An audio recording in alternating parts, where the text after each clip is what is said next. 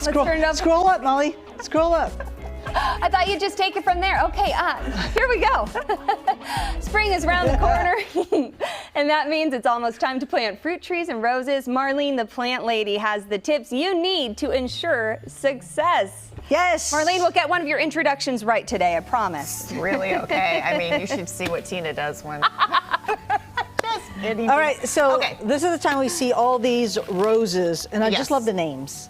Yes. Very creative. Yes. So, you know what? I'm going to go out on a limb. And I had my husband, Joe, run out and buy a bare root rose yesterday. Okay. And he bought one that was named Love. I like to think that was for me. It was. But probably not. Anyways, yes, at the nurseries, you will see bare root fruit trees, bare root roses, two ways. Actually, three ways, but we're going to focus on two ways. Okay. Either in a bag or in bins of sawdust sand that the nurseries put them in. Okay. Now, if you get one in a bag, lift it up. If it's full of water, don't buy it. Got it. If you can't plant it right away, keep it out of direct rain. Poke some holes in it so if water does get in it, it goes out. If you get one in sawdust, you take it home, bury it back in sawdust or your compost bin or something where you're covering the roots if you can't plant it right away. Then when you get ready to plant it, make sure the ground isn't sopping wet.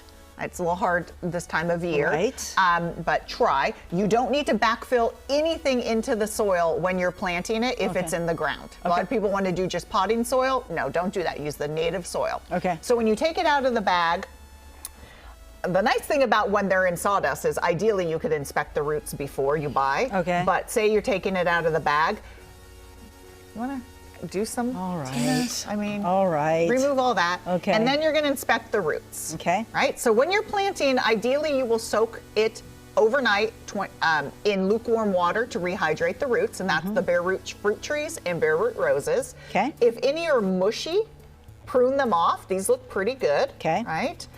When you're shopping for them, you want to make sure that you don't have any wounds on any of the trunks of the fruit tree or the rose. Okay. Good distribution of branches for the roses. Here. Ideally none dead. You could see new growth happening right away. Okay. You're going to have a graft. That's normal, right? Okay. Graft line. So after you've soaked them and you're ready to plant, just dig a hole that's this pot is a little small for this rose. I'm just using it because I'm lazy and didn't want to bring a bigger pot. Okay. But if you're in the ground or in a pot, it's good to form a mound. Take the sawdust that was in there and just incorporate it into the soil. Okay. That's fine.